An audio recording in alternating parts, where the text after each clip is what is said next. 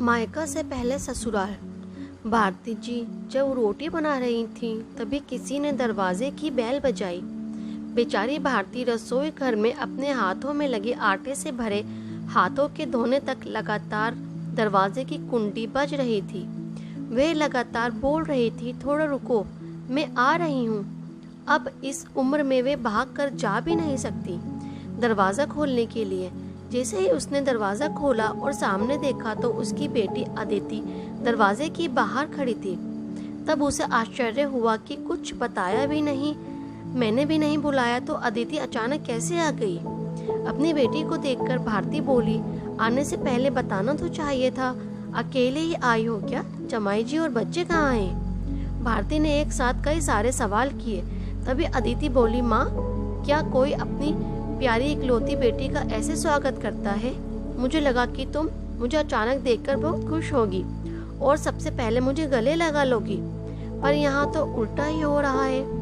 शायद तुम दुनिया की पहली माँ होगी जो बेटी को ससुराल से अपने घर आते देख खुश होने के बजाय चिंता में पड़ गई। क्या मैं अकेली इस घर में नहीं आ सकती? क्या हमेशा दामाद और बच्चों के साथ ही आना जरूरी है? बोलकर अदिति घर में प्रवेश कर गई और अपना सामान रखकर बोली, भाभी कहाँ पर है? भाभी जल्दी चाय नाश्ता लेकर आओ, आपकी ननद आई है। बहू घर पर नहीं है, अपने मायके गई है, माँ ने कहा। अच्छा, इसलिए तुम घर संभाल रही हो और खाना बना रही हो। तुम्हारी बहू के तो बड़े ठाठ हैं। बहू मोट से घूम रही है और सास घर संभाल रही है। देखो ना, आपने बहू के आने से पहले ही खाना बना कर रखा है। उसे घर आकर कुछ भी काम करने की जरूरत ही नहीं पड़ेगी। बड़े नसीब लेकर आई है आपकी बहू। और एक मैं हूँ जिसे उसकी सास कभी एक गिलास पानी भी नहीं पूछती। अदिति ने ताना मारते हुए कहा, बेटा, प्यार और इज्जत ऐसी चीज है जो हम पहले किसी को देते हैं और फिर उससे अपेक्षा रखते हैं कि वे भी हमें वापस दे। माँ ने उसे समझाते हुए कहा। माँ ने आगे कहा, हर लड़की को अपने ससुराल में जगह बनानी पड़ती है, वहाँ कुछ भी आसानी से नहीं मिलता। तुम अपनी सास से एक गिलास पानी की अपेक्षा करती हो? तुम तो उनकी बहू हो। तुम बहू हो, फिर भी तुमने कभी उन्हें एक गिलास पानी दिया है क्या? तुम शादी के बाद ससुराल में रही ही कितने दिन? जब तुम्हारे मन को लगा तब अपनी बैग भरी और सीधा मायके चली आती हो। मायका और ससुराल एक ही शहर में है, इसका मतलब ऐसा नहीं होता है कि जब तुम चाहो तब मायके आ जाओ और चाहो उतने दिन रहकर वापस ससुराल चली जाओ। मायके में भी बेटी को मान सम्मान तभी मिलता है जब बेटी ससुराल का मान सम्मान रखकर मायके में कुछ दिनों के लिए आती है, तभी उसे मान सम्मान मिलता है। ऐसा हर रोज बिन बुलाए कोई कारण ना होते हुए भी कोई बेटी मायके आती होगी तो उसको साधारण पूछताछ भी कोई करता नहीं। और तुम मेरी बहू को बोलती हो ना, तुम तो मेरी बहू की बराबरी ही मत करो। वे कभी भी बुलाए बिना अपने मायके नहीं जाती है और गई भी तो वहाँ की कोई भी बात में कुछ नहीं बोलती। वे जब घर में रहती है तब वे मुझे घर के कोई भी काम को हाथ लगाने नहीं देती। अब मेरी इच्छा से घर के काम कर रही हूँ, वे मुझे काम करने को नहीं कह गई। अपनी बेटी को माँ के सिवाय अच्छा कौन समझ सकता है? मुझे तुम्हारा स्वभाव अच्छी तरह पता है। तुम्हारे ससुराल में सब लोग अच्छे हैं, तुम ही उनके साथ मिलजुल कर रहना नहीं चाहती। ससुराल तो ससुराल होता है, मायका तो मायका होता है। मायके में घर का काम अपनी मर्जी से होता है। ससुराल में सबसे पहले सबका दिल जीतना पड़ता है, सबको अपना बनाना पड़ता है। उसके लिए छोटों से लेकर बड़ों तक सबको प्यार करना पड़ता है, सबकी पसंद नापसंद का ध्यान रखना पड़ता है, सबसे प्यार से बोलकर सबको उनके घर के कामों में मदद करनी पड़ती है। तभी सब लोग घर में आई बहू को स्वीकार करते हैं, उसे अपना मानते हैं। तुम जिम्मेदारी लेने के लिए तैयार ही नहीं हो, इसलिए रोज रोज मायके चली आती हो, यहाँ आकर भी वही करती हो। अभी भी बात देख लो, घर में कदम भी नहीं रखा, उतने में भाभी को ऑर्डर देना शुरू कर दिया, भाभी मुझे चाय नाश्ता लेकर आओ। वह व्यक्ति घर में है या नहीं, वह कैसी है, उसकी तबीयत कैसी है, वे पूछना भी जरूरी नहीं समझा। घर में आए मेहमान की मेहमान नवाजी होती है, पर उनका बर्ताव, बोलना, सामने वाले व्यक्ति को पसंद आया तो मेहमान नवाजी ना मांगते हुए भी पूरी होती है। पर तुम्हारा ऐसा बर्ताव मुझे ही पसंद नहीं आता। तो तुम्हारे ससुराल के लोगों को कैसे पसंद आएगा?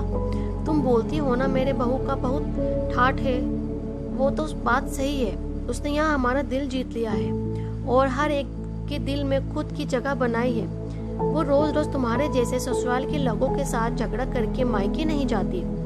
इस वजह से ससुराल और मायका दोनों जगह उसकी इज्जत होती है। जब तक उसे अपने मायके से बुलावा नहीं आता तब तक वे जाती नहीं।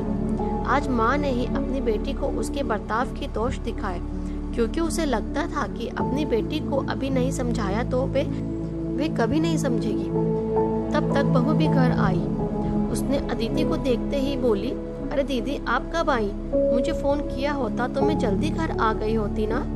इस पर अदिति बोली, नहीं नहीं भाभी मैं वापस जा रही हूँ। अभी ही मेरी सास का फोन आया था, उनके सीने में दर्द हो रहा है, मुझे वापस जाना है, आऊंगी वापस कभी यहाँ, बोलकर अदिति अपना सामान लेकर चली गई। तभी उसकी भाभी ने उसे रोकने का प्रयास किया, पर उसकी सास ने ही अपनी बेटी को रोकने के लिए मना किया और अपनी बहू को बोली, बहू जाने दो, उसे पहले अपना घर संभालने दो, उसके बाद उसे मायके में आने दो। तुम भी किसी के नहीं बुलाने पर तुम्हारी मायके जाती हो क्या? तभी बहू भी समझ गई कि सास ने उनकी बेटी को जीवन का पाठ पढ़ाया। काफी महीने हो गए अदिति का फोन नहीं आया था। वे खुद भी मायके नहीं आई, इसलिए उसकी माँ ने उसे फोन किया। शुरुआत में किसी ने भी फोन उठाया नहीं, फिर थोड़ी देर बाद फोन किया तो फोन उठाया, लेकिन अदिति ने नहीं, उसकी सास ने उठाया। तभी उन्होंने उसकी तबीयत का पूछा, फिर दोनों की बातें शुरू हुई। तभी बीच में ही अदिति की सास ने उसकी माँ को धन्यवाद किया। तब अचानक उनके ऐसे बोलने पर उनको कुछ समझ नहीं आया, इसलिए भारती जी ने वापस पूछा, आप और किसी की बात कर रही हो क्या? अदिति की सास बोली, नहीं तो फिर आप धन्यवाद किसको बोल रही थी? भारती जी पूछा, आपकी बेटी। अदिति बहुत समझदार से बर्ताव कर रही है, सभी को अपना बनाने की कोशिश कर रही है, सभी की मनपसंद का खाना बनाकर खिलाती है। घर में बहुत आनंद का वातावरण बना है, कोई भी झगड़ा नहीं, जैसे स्वर्ग ही बन गया है मेरा घर। इसलिए मैं आपको धन्यवाद बोल रही हूँ। आपकी बेटी के अच्छे बर्ताव से ये दिन हमें देखने को मिला, हम बहुत धन्य हो गए।